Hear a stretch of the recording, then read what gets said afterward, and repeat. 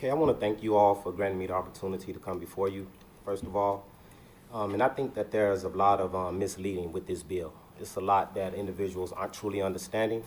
Right now, the bill is still getting hashed out. We started out with 600 pages. Right now, we're at 1,000 plus pages because it just got amended. So to be clear, this is an equity bill. When we talk about equity, we're talking about making sure that individuals are all individuals are operating with a quality of life that's not only standard, but is equal for all.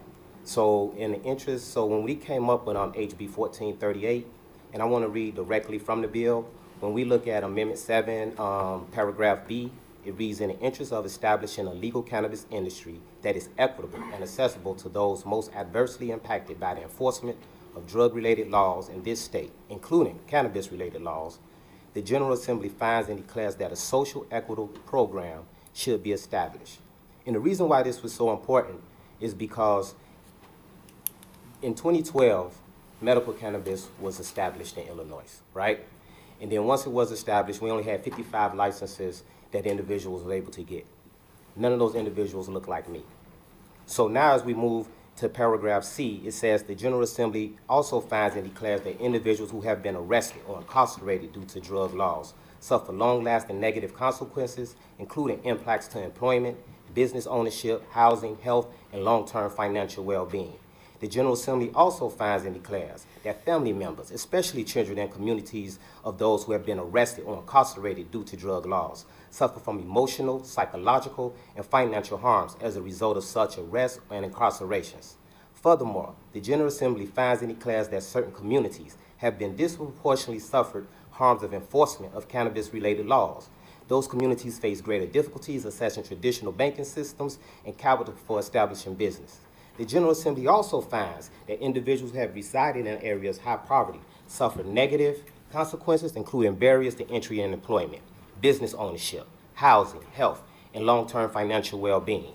The General Assembly also finds and declares that promotion of business ownership by individuals who have resided in these areas of high poverty and high enforcement of cannabis-related laws furthers an equitable cannabis industry. Therefore, in the interest of remedying the harms resulting from the disproportionate enforcement of cannabis-related laws, the General Assembly finds and declares that a social equitable program should offer, among other things, financial assistance, license application benefits to individuals most directly and adversely impacted by the enforcement of these laws who are interested in entering this business. $10,000 does not do that. Question. The General Assembly, are they talking about local municipalities or are they talking about the state of Illinois? So what they did was they left it up to the city to decide to make their ordinances to coincide with what they believe. They felt that they shouldn't have to come in and govern their part. They did their part of the state, and the loophole there is to say, okay, we're going to leave it up to you all to make the decisions for your constituents. Now, with that being said, we've already seen and we have blueprints from what Evanston has already done.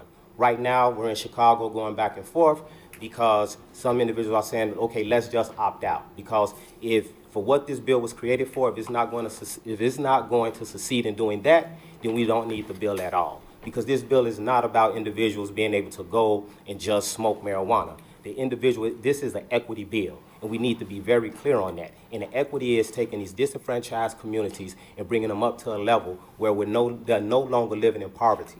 They're no longer having the schools not being where they should be. The housing market and financial institutions are able to reestablish themselves. This is what the bill reads, this is what the bill says, and this is what the bill means. Earlier, I heard individuals come adamantly against their character being attacked. I heard individuals look at a situation that was presented here today and talked about individuals being poor and not having anything, individuals striving just to make it. And then now we're at the point where we're talking about individuals living below that and then having something taken from them. Because now this is what this bill was created for. So for individuals to come in and say, you know what, we're going to totally ignore that and act like it doesn't exist and still profit from this is not only a slap in the face, but it's kicking the individual up under the bus as you slap them in the face. Thank you. Thank you. Thank you.